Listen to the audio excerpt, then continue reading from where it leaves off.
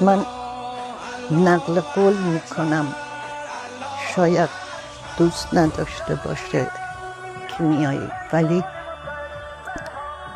یک بار به من گفت، هیچ وقت این حرفش از یادم نمیره، گفت در دل هر مرد ایرانی یک خمینی خفته.